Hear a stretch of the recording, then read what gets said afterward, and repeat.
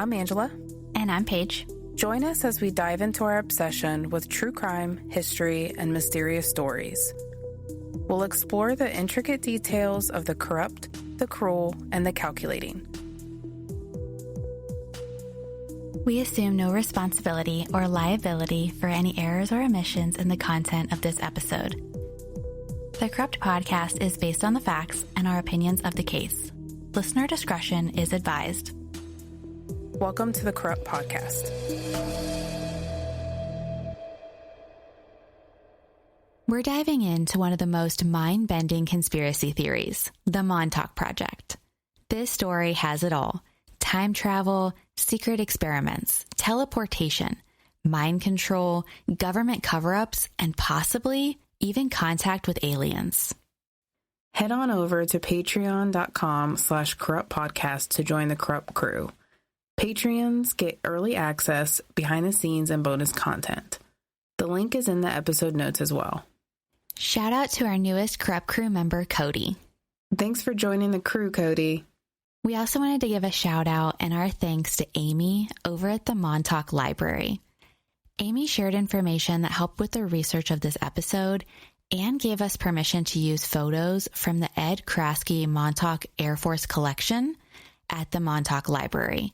You can check out those photos on our socials. It's just another reason to get out there and support your local library.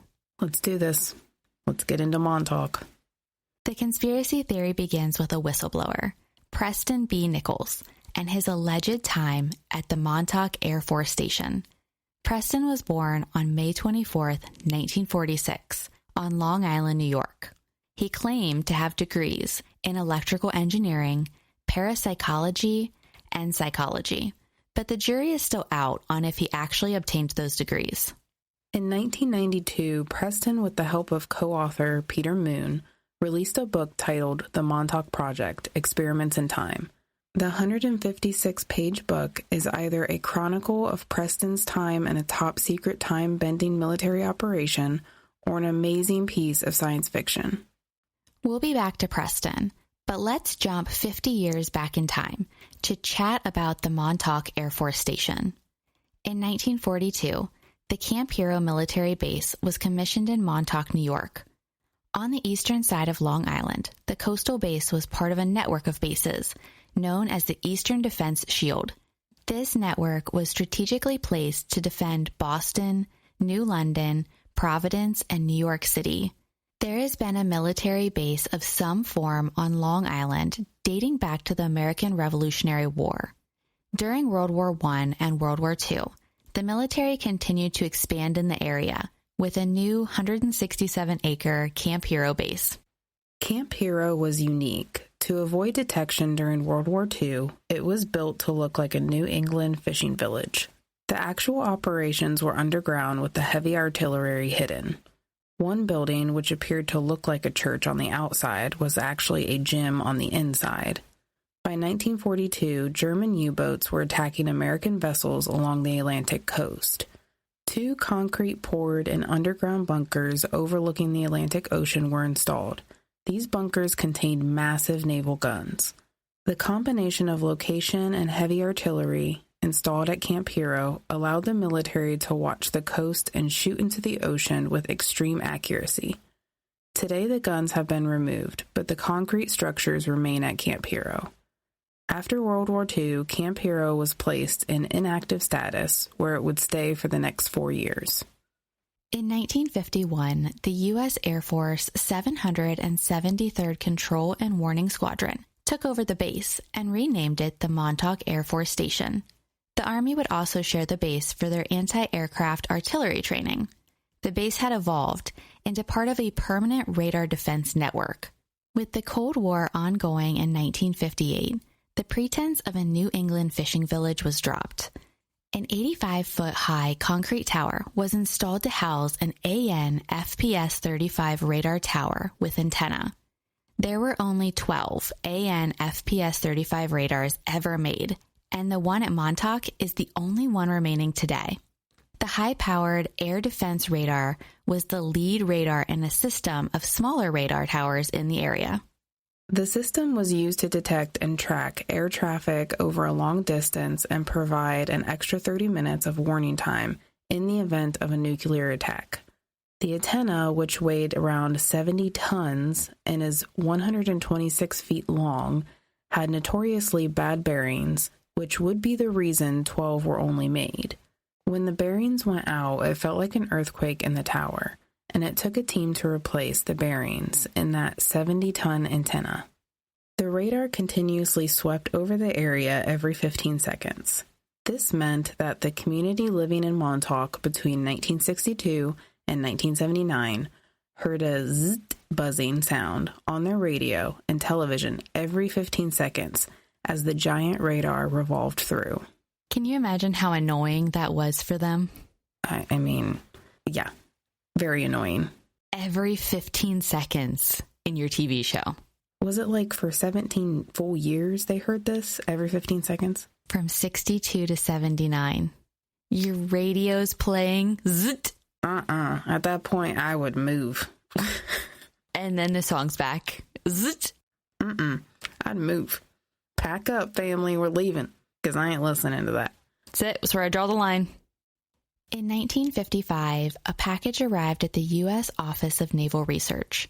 The package stated simply, Happy Easter, and contained the book, The Case of the UFO, Unidentified Flying Objects, by Morris Jessup.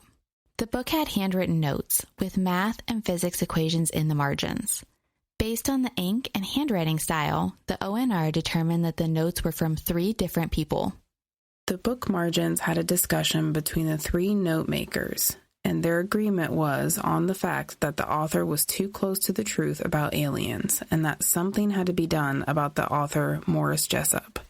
The following year, in 1956, the Office of Naval Research summoned Morris to their office. Morris looked at the scribbled margin notes and immediately thought of some strange letters he had received from a man named Carl Allen. An alternative name may possibly be Carlos McCall Allendale, but Carl is the most common name for this mystery man. In those letters, Carl had misspelled words, had poor grammar, underlined irrelevant information, and grouped letters together with no apparent significance. Carl had listed his return address on the letters as Road Number 1, Box 223, New Kensington, Pennsylvania. The ONR checked into the address, but it led to an abandoned house, and their resources were unable to find any additional information on Carl. The letters were also signed, Disrespectfully Yours. These letters to Morris said that UFOs required additional studying and described a top-secret military cover-up that dated back to 1933 and concluded on October 28, 1943.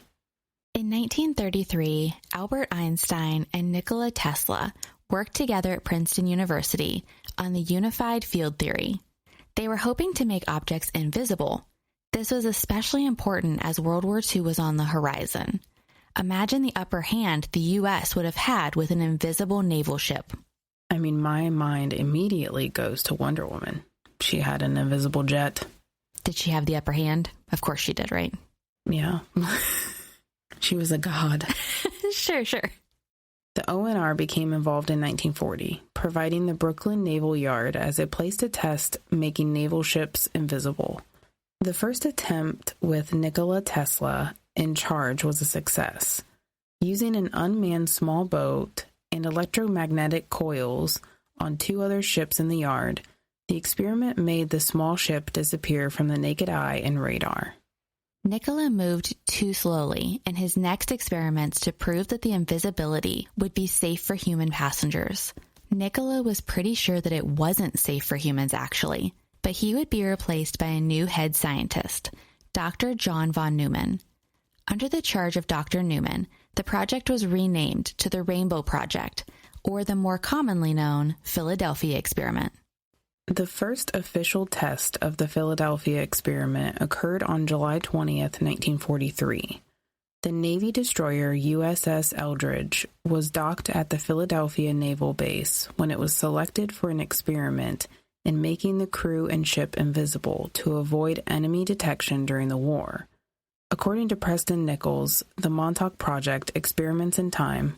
This was done by creating an electromagnetic bottle, which actually diverted the radar waves around the ship.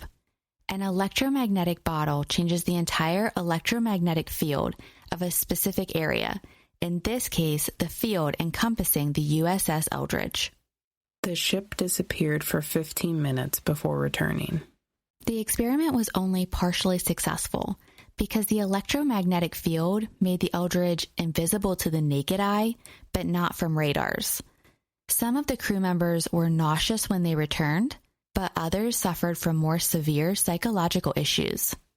Dr. Newman wanted to pause the experiment because he also now doubted this was suitable for humans.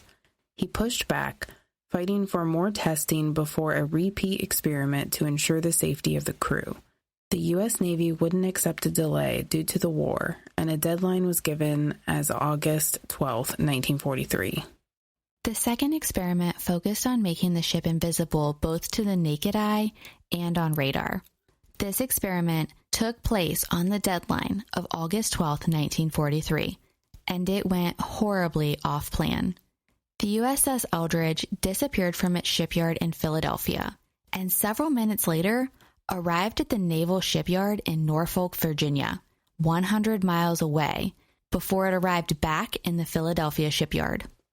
6 days before the experiment, 3 UFOs appeared to hover over the ship.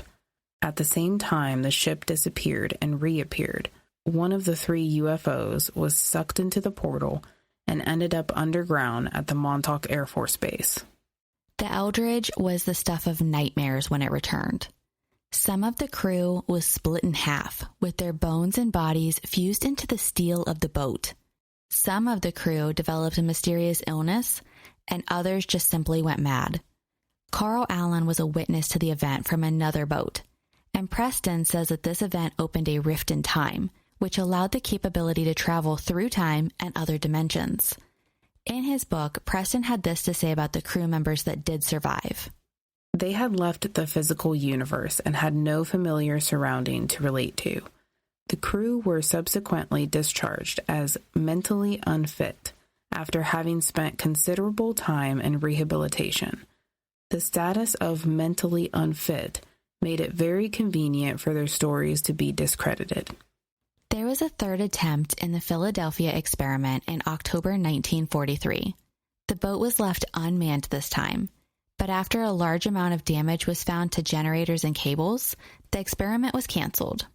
Back in 1956, 2 of the Navy research officers had 127 copies of the annotated book distributed, spreading Morris's book and the story Carl Allen had written in the margins.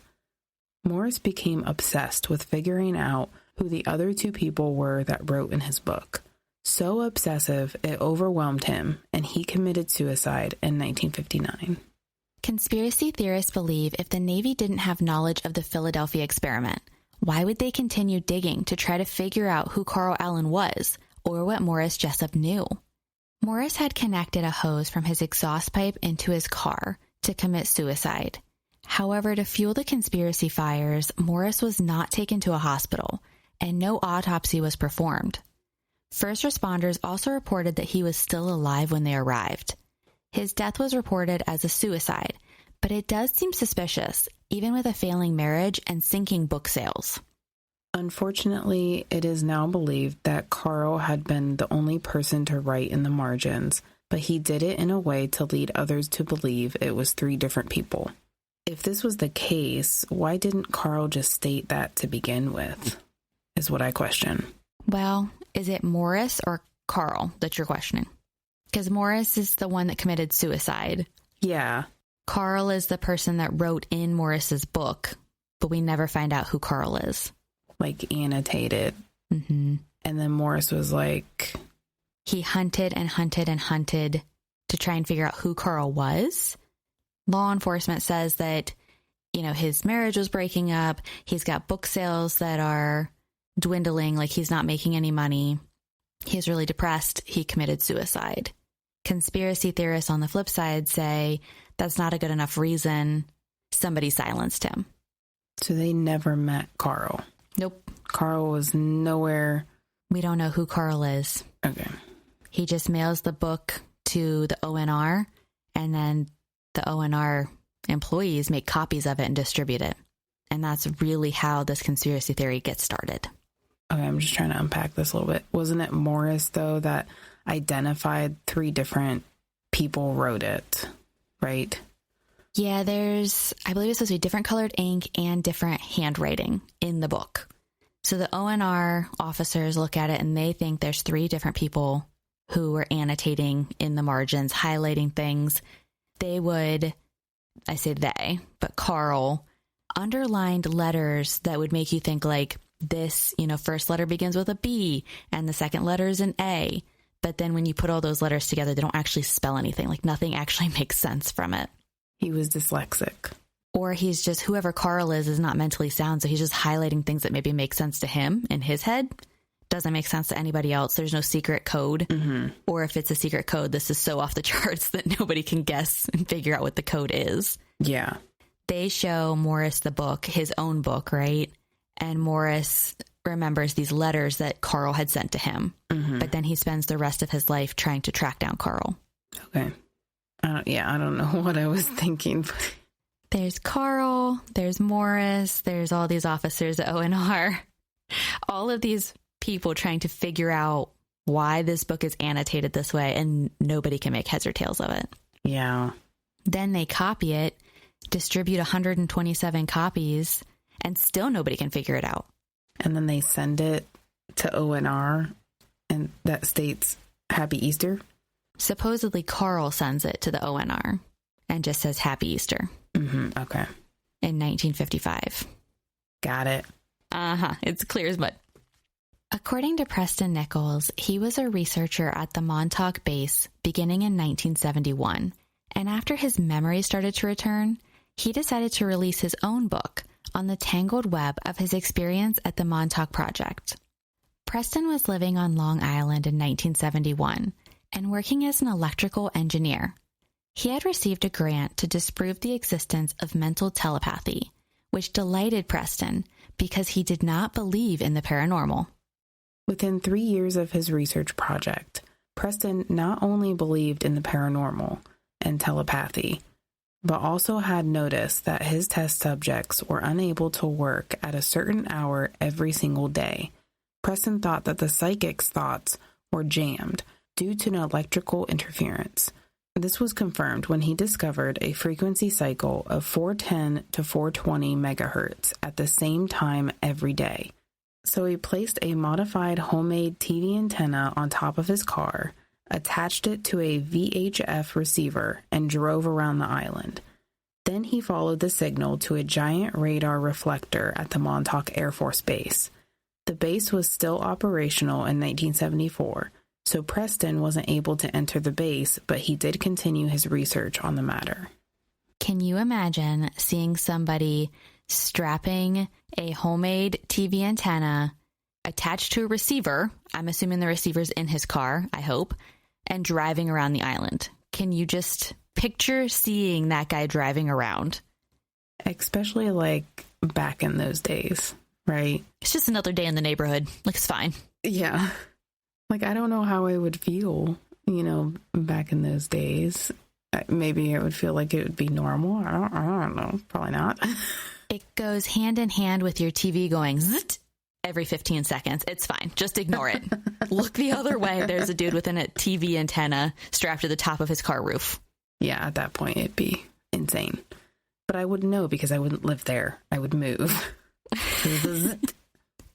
And we're done. And we're going to see that there's a bunch of random things going on as well that the community just lives with.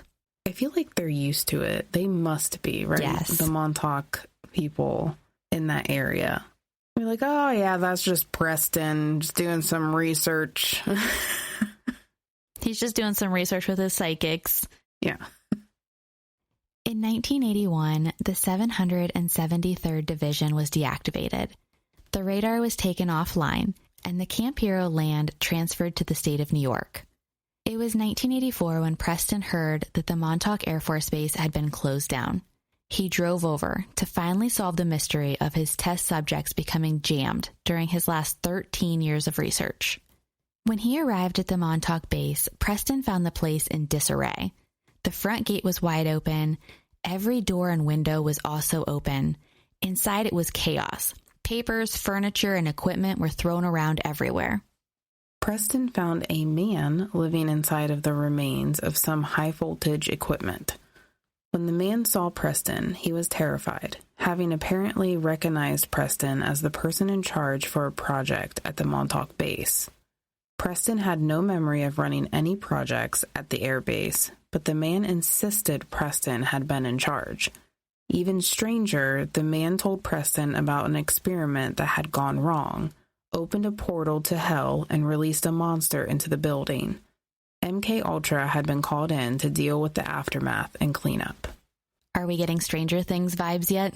Absolutely. Portal being opened, monsters coming out. Yeah. Where's 11? Give me 11. They needed 11. Yeah. His next step was to ask around town, and the community had some strange stories to share. Sorry. I don't blame the guy. He left that shit behind him. He was like, what the hell? He was like, you're just living in this abandoned base. And also, he's living inside the high voltage equipment. Like, kind of cherry on top. Like, he's not just in the base. That dude's living inside the high voltage equipment. He was like, the guy was like, yeah, you were definitely the person in charge on this Montauk base. You were definitely this guy. And Preston's just like, oh, well, I guess I'll take it. I mean, you sound crazy, but... I just ask around town, see what I find out. I don't remember that, but I'm just going to ask around, see what I find out here. Also, how about the fact that his test subjects were jammed like every single day at the same time, right? Like they were unable to work at the same time, but the base closed in 1981 and he didn't hear about it or notice it until 1984. So were his test subjects not mentally jammed for 3 years? When you say test subjects, what is that? That's the people that he's working with for telepathic, like they're testing their telepathic powers. Right. That was what he was supposed to be in charge of in 1971 when he got hired over. Yeah, so those years are just... From 81 to 84. Like what happened there? What happened? Maybe that's part of the great mystery. He actually has no memory of it. It just like he woke up one day and it was 1984. Ooh. It's a year after Pyromania came out. He's jamming to some Def Leppard. Oh my. Just like wake up all of a sudden. It's 1984. He's like, I was in charge of this military project. People over there were probably like, yeah, you were in charge of that. I remember specifically. They're all in on it. Just the whole community over there. They just nodded and smiled like, yeah, sure. You could have done that. And they're like locking their doors. When you talked about Stranger Things or when you brought it up, I wonder if anyone over there actually watch it. Oh, I'm sure. Right? How could you not? I wonder if they wonder. You know what I'm saying? I did watch a TV show about the Montauk base, and there was an older gentleman in there that he had been living in Montauk, New York since he was like 6 years old. He remembers the heyday when it was a base. He remembers it being shut down. Now he knows Stranger Things with all these people coming and visiting, and they think they're going to try and break into the base. And they're just up to just shenanigans. They're trying to break in. They're vandalizing things. And he's literally on the camera. He's like, stop breaking in. There's nothing to see here. It's like, it's just a base. You pay your $8 to get in. Don't try and climb the fence. People are getting hurt. They're getting stuck in there. And he was just so clearly over it. Like, just stop. So yeah, I think they're very aware of Stranger Things. He was just so not having it. You know, it'd be a real kicker if somebody would dress up as a Demogorgon in that base. Maybe they should do it. You want Stranger Things? Fine. There's the Demogorgon. Scares people away. Run away. It's probably going to be that older guy, if I had to guess, because he was not impressed. several of the people around town told Preston that they remembered a time when it had snowed in August. The police could track crime sprees that always occurred in a 2-hour window. The population suffered from headaches, and the pets were restless. It was at this point that a man named Duncan Cameron tracked Preston down at his home. Duncan knocked on the door and said he just wanted to help Preston with his research. But Preston was confused about this stranger who wanted to befriend him and help with research. Preston drove Duncan to the Montauk base, where Duncan seemed to know his way around.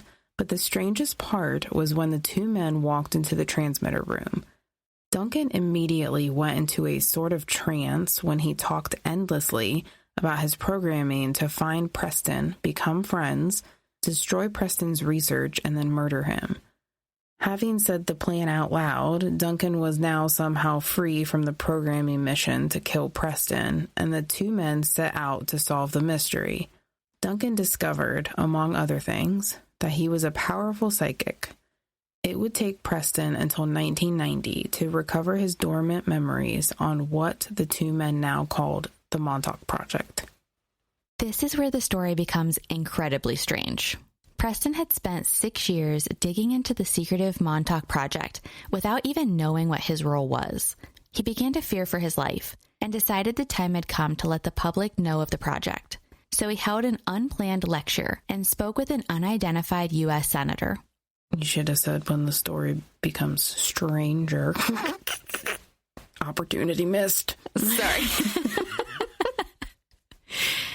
If it's even possible to get stranger at this point, it just keeps adding on.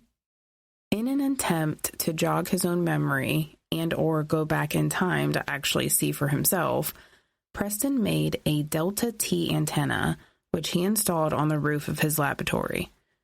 A Delta T antenna is a divisive legend. 3 antennas would be at 90-degree angles to each other, and a rotational magnetic field is created. There's a lot more that goes into it, but the basic part we need to understand is that the Delta T antenna enables a person to sit in the chair and travel through time. As Preston was soldering the wires together, he suddenly remembered everything from his time in the Montauk Project. Turns out Preston had been involved with the Montauk Project since 1968, when he was teleported right into the Montauk radio tower. From 1971 to 1983, Preston was the assistant program director of top-secret experiments held under the radar tower for the Montauk Project. As the assistant director, Preston had power, but not enough power that the blame for the next stories would fall onto his shoulders. The goal of the Montauk Project was to develop psychological warfare techniques for the military, including time travel and mind control. The first experiment during the Montauk Project between Preston and Duncan was called the Seeing Eye. The experiment discovered that if Duncan had a lock of someone's hair or another personal object, he could see what that person was seeing. There was no limitation. He could do this for anyone, anywhere in the world. The mind-reading machine operated by using 3 receivers, 6 channels, and a Cray 1 supercomputer to display what was on the person's mind. There were hundreds of experiments. The concept for the Men in Black and superhumans were both developed during the Montauk Project. The moon landing hoax of 1969 was filmed at the Montauk base. One experiment sent 3,000 to 10,000 people into the future between 2180 to 2280 AD. Another experiment sent people to meet Jesus and attempted to change the outcome of the Civil War. Arguably, one of the most horrifying experiments of the Montauk Project was the Montauk Boys. Preston saw children 4 years old and older stolen from their families and brought to the military base. Now, some of the children were orphans, runaways, or kids whose parents were addicted to drugs. Some were taken from their home in the night and returned the next day. The name implies that it was just boys, and while it was predominantly boys, there were girls forced into the program as well. The children were tortured by the staff in order to break them.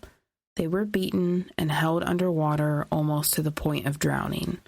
Some days no food would be provided, and others the children were forced to overeat. They were sexually abused and dosed with LSD to experiment on the effect of drugs on children. The Montauk boys were subjected to powerful frequencies to see how their bodies would react. This high frequency would also allow the scientists to control the children's minds. Boys were trained to be assassins or super soldiers, and the girls to be sex agents. That's literally a Winter Soldier and a Black Widow, I feel like. Because Winter Soldier was a super soldier, and Captain America first, and then Black Widow was technically used. I'm trying to think it through my mind. Maybe they're all stories based off of the Montauk Project. No. Clearly not. No, because Black Widow was... Oh, well, yeah. She was brought up in what was called a red room. And they did a lot of things to them. So, could be. Who knows? Mm-hmm. As a training exercise, a group of teenage Montauk boys were sent to the year 6037. This experiment became known as the Golden Horse of 6037. The kids reported finding a city in ruins. In the middle of the town square stood a golden horse statue with the clock in the middle of its belly. Part of the training was to decipher the inscription on the horse, but the inscription wasn't in a known language. So unsure here if that means they passed or failed. I'm going to assume they failed. The Montauk boys were also sent to Dallas, November 22nd, 1963, the day that John F. Kennedy was assassinated. The children reported there were in fact 2 shooters on the grassy knoll, but the shot that killed JFK was from a CIA janitor. Lee Oswald had crossed timelines and aliens were also involved. Highly recommend, by the way, if you guys haven't seen the show 11/22/63. Or the book. Is that what it's called? Yeah, okay. 11/22/63. It's a Stephen King book, huge book. Never read the book. You probably read the book. No? Oh, not that one. Oh, yep, okay. That's a huge one. But you saw the show? I saw the show, yes. Didn't read the book, saw the show. With James Franco, phenomenal performance. It really was. I loved every episode. I binge watched that thing. So if you guys have not seen it, go watch it. Yeah, it's a little older now, but it was a really good show. I'm sure the book's even, it's got 1,000 pages. So I'm sure it's way more in depth, but the show was really good. Bravo to Stephen King, because most of the time I don't like his stuff. That's really the only one that I like. I can't think of anything else that I like of Stephen King. Sorry, Stephen King. I'm sure you're a master. There's probably a couple. I just can't think of it off the top of my head. No, I've read so many and I don't like any of them. Yeah. It's just not my jam. I'm trying to think of another Stephen King show. What's the one? It's like The Gunslinger. I read several of those. Secret Window. Now that was good. Ooh, Secret Window. Okay, so that was a good one. I loved that. I read The Girl Who Loved Tom Gordon. So dumb. Yeah, no, that's not one of his most known ones. Any yearning in that? No, she's like 12, I think. She might be 10. It's a little girl. There should be no yearning in that. I think she's like lost in the woods and there's like stuff out to get her. Oh. And she just has like a cassette player or something with her, or like a Walkman. Looks like it's going to become a movie. It says to be determined. Fantastic. He also did Pet Sematary. Oh, yeah. Now, I've never seen that movie because I heard it's very, very creepy, but... Yeah, it's terrifying. Also, Salem's Lot. Salem's Lot, yeah. The Salem's Lot, I read that one too. The Shining. The Shining, yes. There's lots. There's It, Cujo. That was a good one. 1408. That's with Jim Carrey, isn't it? Is that Shia LaBeouf? Or no, wait, that's Disturbia. Nope, we're both wrong. John Cusack, Samuel L. Jackson. Oh, okay. Tony Shalhoub. What? He's in that? I gotta watch that again. I'm not watching that movie again. I love me some Monk. Tony Shalhoub. Let's go. I would interview him. Let's do it. Okay, let's do it. No, we're good. The sky's the limit. Back to Montauk. Now, Preston and Duncan had worked together most heavily on the Montauk chair, Combined with coils and radio receivers, the chair amplified the psychic abilities of the person sitting on it. Duncan sat in the chair, and after many years of experiments, he could control another person's mind, but also manifest objects from his thoughts. Additional testing found that Duncan was able to open portals to different places in time. It's a really important fact that he was able to manifest objects from his thoughts. So kind of keep that in your thoughts as we go forward here. Kind of like 11. Yes. Well, I don't know. Could she manifest things out of thin air? Yeah, telepathic powers is what she had. Yeah, I don't know that she could make something out of thin air. I don't think she could. In the second season, that one, she's 8. She made the guy see, like, the bridge caving. Mm-hmm. I feel like 11's powers were different. Like, maybe everybody got a little bit different powers in Stranger Things. Yeah. This brings us back to the Philadelphia experiment in 1943. The traveling from Philadelphia to Norfolk and back to Philadelphia had opened a time rift. Preston and Duncan soon figured out that the Montauk leadership was trying to open a time portal back to the USS Eldridge from 40 years earlier, and they had it. Enough was enough. The time to act was August 12, 1983, when Duncan successfully opened the portal to the Eldridge on the exact same day, August 12, 1943, with leadership in attendance. Preston whispered to Duncan that now was the time, which was their keyword and a call to action. Duncan pictured a monstrous beast, which the Montauk chair brought to reality. The beast was described differently by everyone who saw it. Preston said it was big, hairy, hungry, and nasty. The beast attacked throughout the Montauk base, killing most of the senior staff and leadership team. Duncan and Preston shut down the generators, but the monster remained, attacking everyone in the military base. Finally, Preston was able to destroy the equipment, and the monster disappeared or returned to wherever Duncan had conjured it from. According to Preston, any incriminating evidence from the Montauk Air Base was removed by the government, and the personnel had their memories wiped by MK-Ultra. The base was then abandoned. The Montauk Air Force Base was decommissioned, and the site became part of the Camp Hero State Park. In late 1984, some of the underground areas were filled in with cement. Also in 1984, a movie titled The Philadelphia Experiment was released. The movie was based on the original 127 books that had been released with Carl's notes.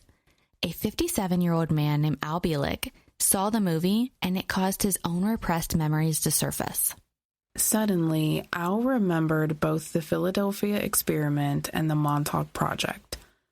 Al had been one of the people who had his memory erased by MK-Ultra, and his real name was Edward Cameron, brother of Duncan Cameron. According to Ed, he and Duncan were crew members of the USS Eldridge for both 1943 experiments.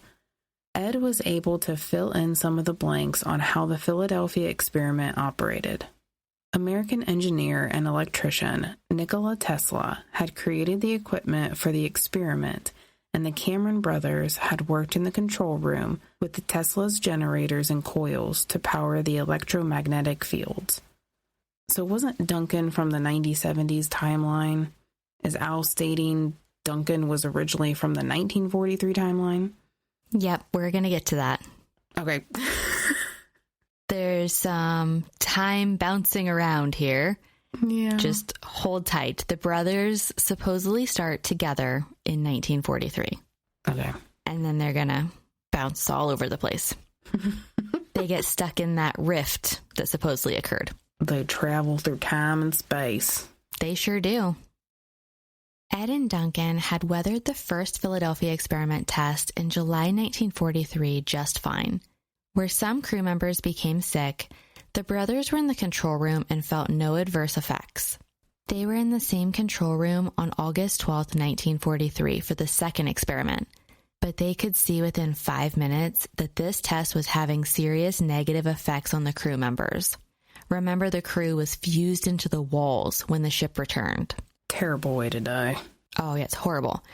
When I first heard this story, I completely misunderstood it. I thought it was like an arm in a wall, like just saw them out.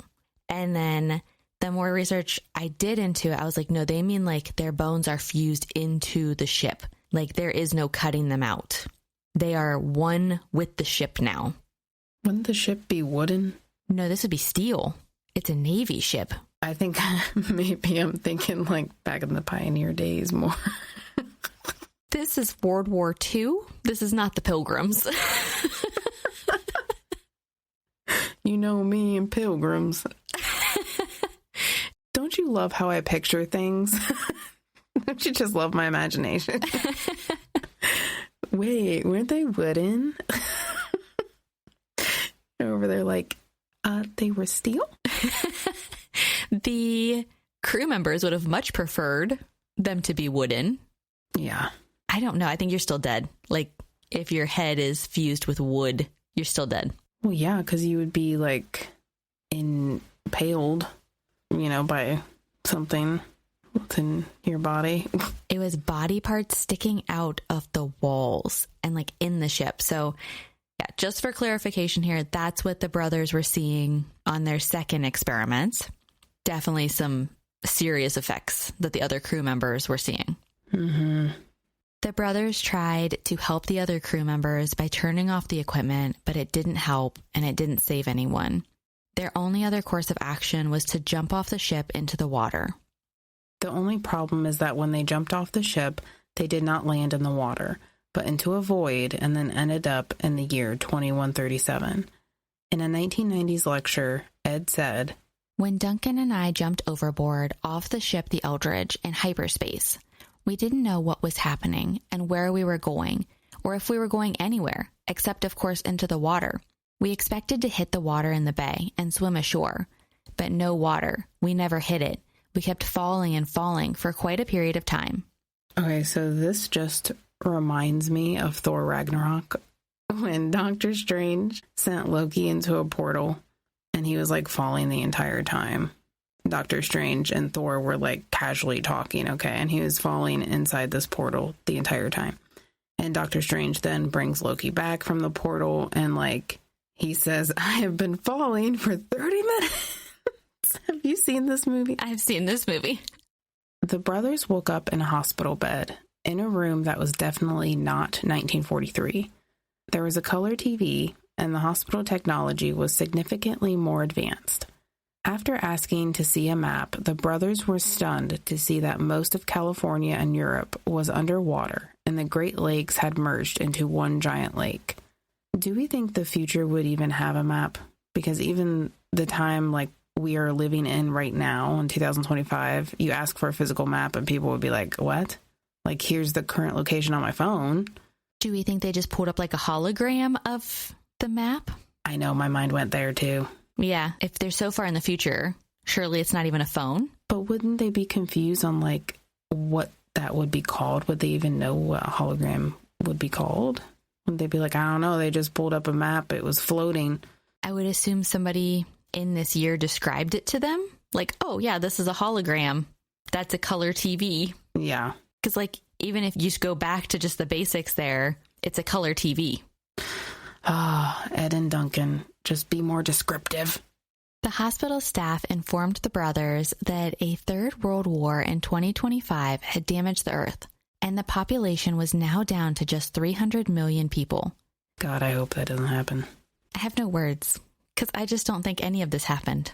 I think this is a neat sci-fi story. Yeah, science fiction. We support you. We do, and apparently Stephen King. And Marvel. Yes. While walking around the hospital grounds one day, Ed was sucked even further into the future, this time to 2750. No government existed in the year 2750. Instead, each city was run by an intelligent computer system called the Synthetic Intelligence Computer System, and it all worked telepathically. The cities were also floating due to anti-gravity techniques. Everything was free, and there was no need for military or war. Ed stayed in 2750 for 2 years before he was sent back to 2137 to pick up Duncan. They should have explained the damn map was floating. Good grief.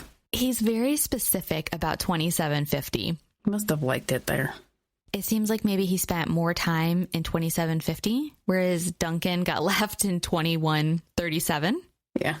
So maybe Duncan had more information to share about that map. Was it a hologram? Probably was.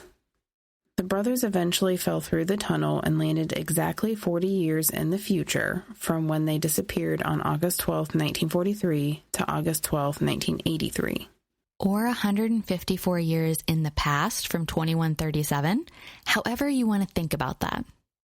In the confusion and pandemonium going on at the Montauk base on August 12, 1983, the brothers found a familiar face, Dr. John von Neumann.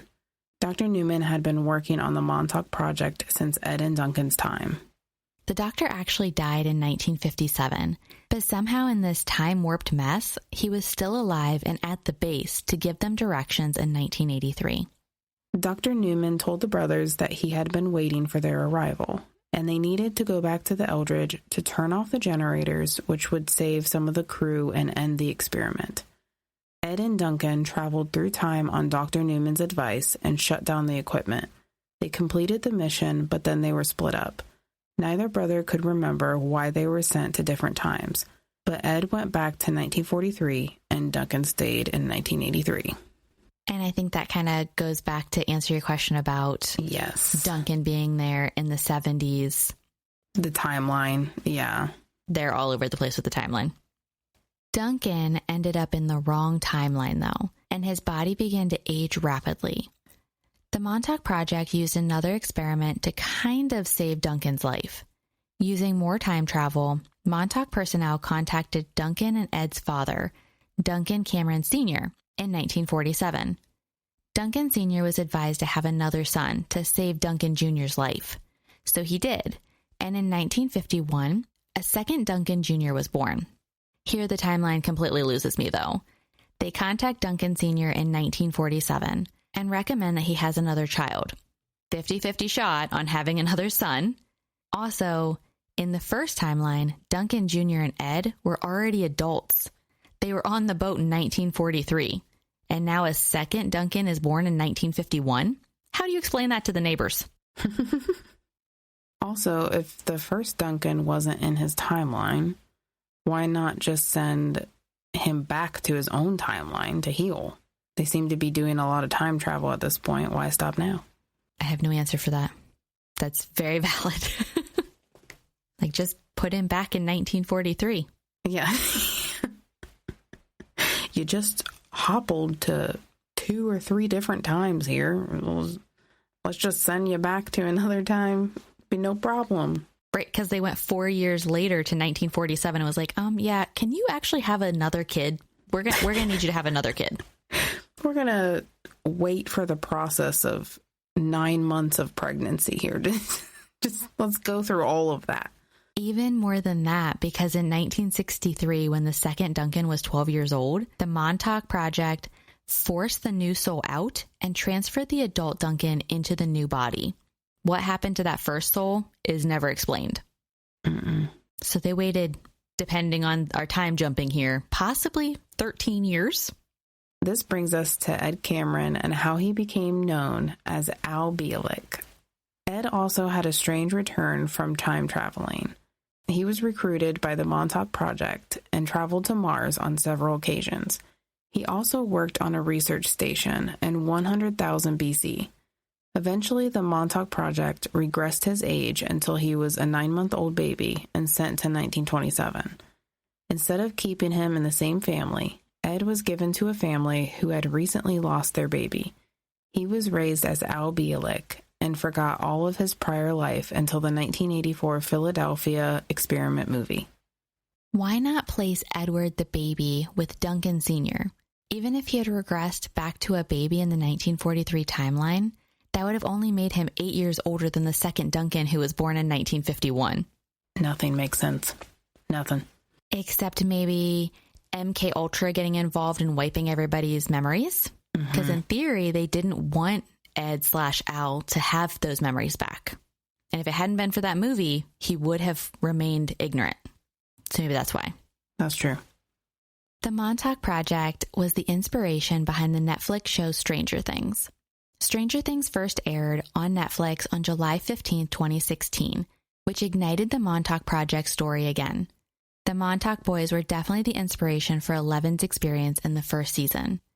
When Matt and Ross Duffer drafted the show, they originally called it Montauk, but the name and location would both be changed. Moving to Hawkins, Indiana was easier for recording due to the winters on Long Island. I love Stranger Things, so I rewatched the first season as we researched this episode. The first episode of Stranger Things, Mike's dad is struggling with TV reception, and then the lights are flickering on the house. Nice touches, guys. I love Mike's dad. He's hilarious. His whole family. Like, they just do a really, really good job. Yeah, I love Stranger Things. I can't wait until the 5th season. The Montauk Boys' story had many people coming forward years later as their memories returned. Stuart Swerdlow came forward after recovering his memories to talk about his time in the Montauk Project as a child. He described the abuse that he experienced, along with the other Montauk boys.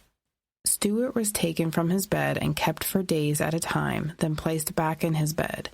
He suffered multiple health issues, including internal bleeding, and his eyesight reduced to the point where he could only see auras. Due to the time portals, Stuart was placed back in his bed without his parents ever knowing that he was missing. Montauk didn't expect the test subjects, both children and adults, to live. There were approximately 300,000 test subjects during Stuart's time, but less than 1% survived the experiments. This is less than 3,000 people who would survive. If you're wondering how 300,000 people, mostly children, went missing without drawing attention, so were we. In the United States, 460,000 kids go missing every year, and Stuart is speculating that there were 300,000 people missing over a several-year period of time.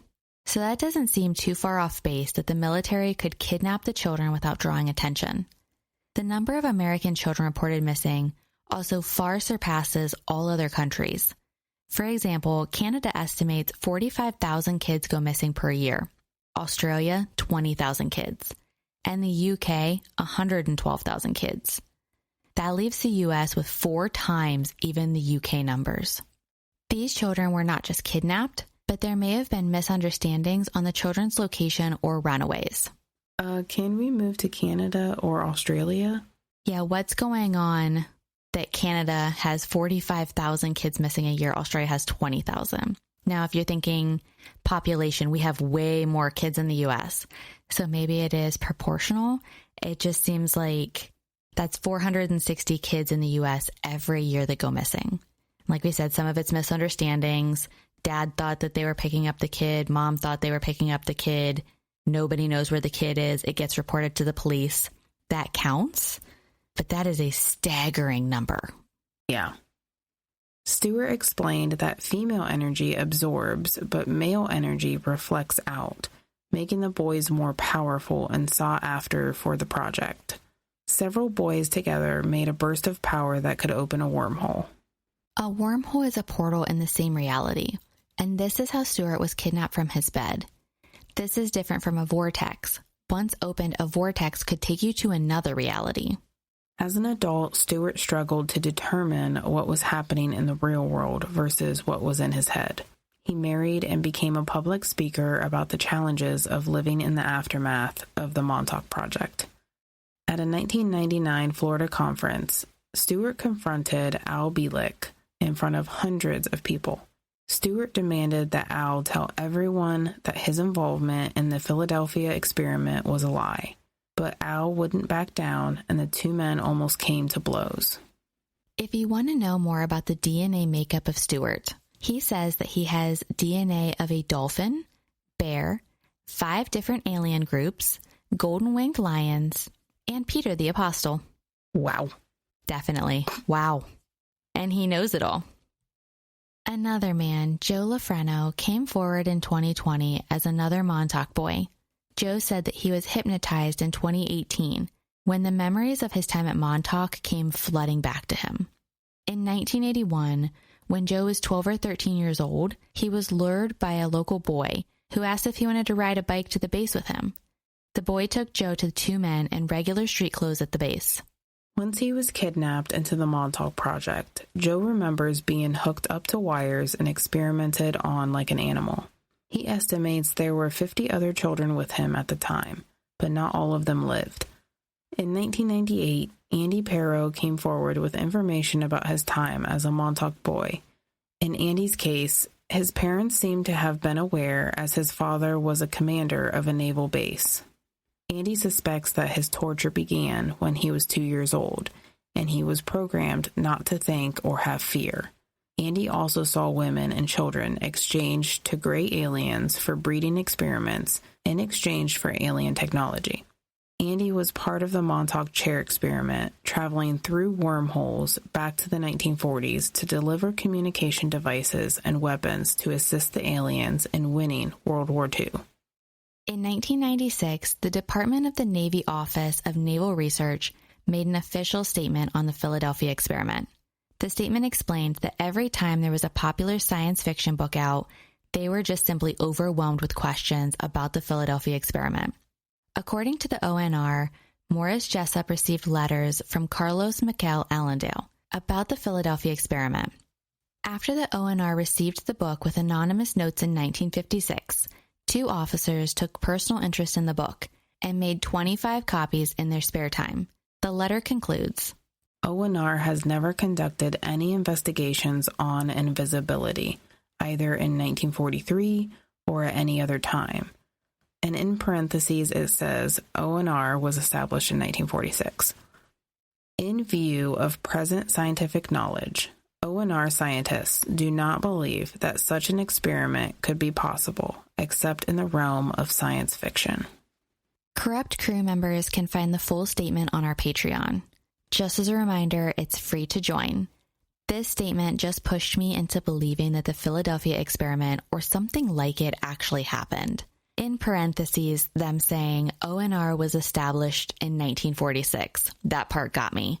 That's lying by omission and hoping we don't notice. We all know that there was an organization before the Office of Naval Research began in 1946, and a quick search found that it was called the Office of Research and Inventions, ORI. So this leads me to believe that the ORI was responsible for the Philadelphia experiment. The full letter also discusses that the 2 officers and their belongings are no longer part of the Navy, and it just seemed ominous to me. But it has been over 50 years since they were in the Navy. Yeah, the article convinced me at first, so I went a different way with it.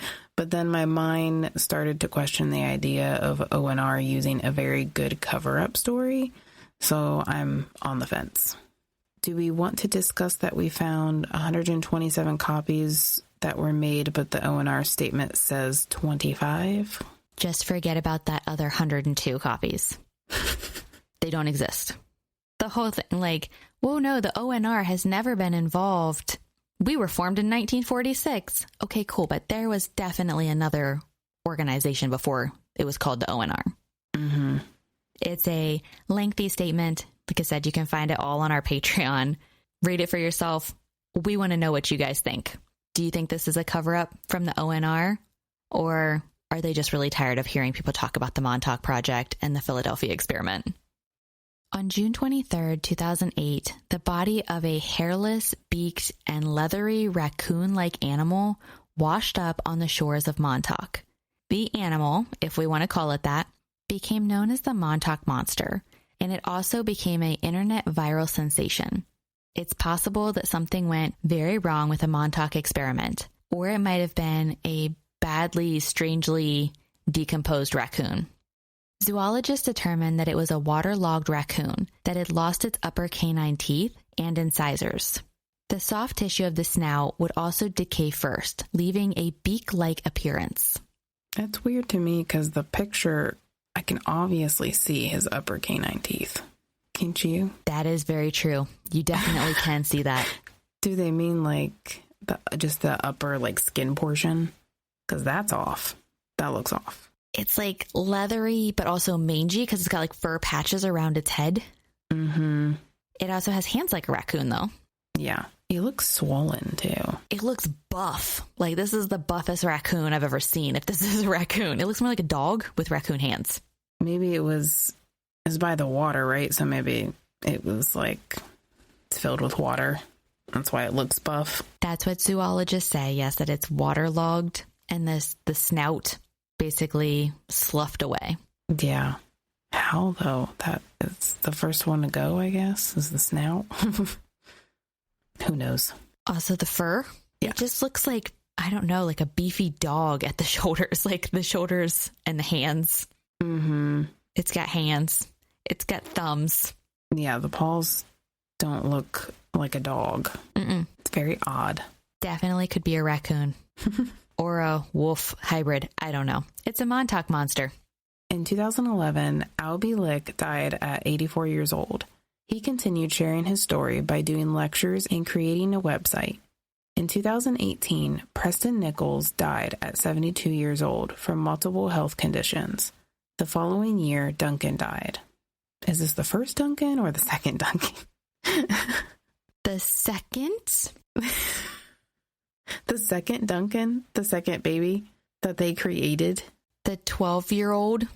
Yeah, the second baby whose soul was ousted at 12 years old, but the first Duncan's soul.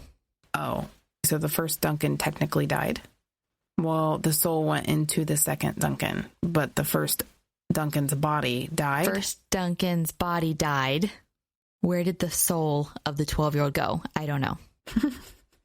Same thing with Al. You know, at this point, we'll just run with it. Yeah, where did Ed's body go? I don't know. The United States military official statement is that the Montauk Project never existed. The radio tower and antenna may have last scanned in January 1981, but it remains today. According to the Montauk Library, the AN FPS-35 radar dish is the only one of 12 not dismantled. That was because the local fishermen relied on it as a landmark, which has better visibility than the Montauk Lighthouse. The tower was added to the National Register of Historical Places in 2002, but no repairs or restoration has been done, so it's literally just rusting away in the salty ocean air. You can still visit the Camp Hero State Park today. The state park allows for driving and hiking to some areas of the abandoned Montauk Air Base. Sprinkled around the park are no trespassing and closed to the public signs. The radar tower is fenced off due to falling sheet metal. Don't want to get caught up in that. No. Visitors have, of course, ignored the signs, and you can see photos of some off-limits areas online. The floors and roofs are falling in, and the furniture is scattered and rotting. The interior and exterior walls have been graffitied with delightful sayings, one of which is criminalize golf that you'll see over and over again online. What does that even mean? Criminalize golf? They just don't like golf? They think it should be a crime? It should be illegal. Yeah, it should be illegal. But you'll see that tag everywhere. It's just all over online. Criminalize golf, criminalize golf. I somewhat agree with that. I'm not going to lie. Me as well. I also agree with that. As we said before, the locals are just over it. There are safety concerns with the dilapidated buildings and the constant vandalism. So if you choose to visit the Camp Hero State Park, please stay in the areas that they want you to stay in. Yeah. By the way, the thing that I said before, I'm okay with criminalizing golf, but I'm not okay with graffiti. Just to make that clear. Right. Put it somewhere else. Maybe on golf courses? No, don't do that. Oh my gosh, no. We are not recommending illegal activities. Would make more sense, but people are just, they think whatever they want. There are so many photos online that you can see what the inside of these buildings look like. They don't need anybody else going out there and getting stuck in these buildings or risking getting hurt. Mm-hmm. Why not just clean it up? I don't understand why they have to leave it abandoned like that. I'm not really sure either. The tower itself and the radar, that is the only one left in existence. I really think that there should be some kind of an organization to rally to help restore that. Mm-hmm. There are no more. When it falls, that's it. Yeah. And that's our history. So I think that really we should be out there and restoring it. It is really cool. Mm-hmm. We do have those photos available on our Facebook and Instagram, courtesy of the Montauk Library. Definitely go check those out because that is from 1980. He was up close and personal on the base. So check those out. Those are really, really cool. There is one final bit of mystery to support the Montauk Project that it really happened. When the military deeded the Montauk base to become the Camp Hero State Park in 1984, they had just one stipulation. The government would still retain ownership of everything below the surface of Camp Hero. Now, why would they keep ownership of the facility under the surface unless there was something hidden below? I'm surprised that info wasn't even hidden. That is total suspicion. It is very interesting. Mm-hmm. Why did they keep ownership just below the surface? And why don't you clean your damn stuff up? It's not the military's problem anymore. It's the state of New York. We would love for you to become part of the Corrupt crew. You can find us on Patreon with multiple tiers and PayPal. This will score you our appreciation and will announce your name in a future episode. Both links are in the episode notes. Case suggestions and feedback can be emailed to us at corruptpod@gmail.com. The sources for this episode would be listed in the episode notes. You can find us on Instagram, Facebook, and Threads. Don't forget to subscribe to catch our new Corrupt content. Please also leave us a review wherever you're listening to this episode. Bye. Bye.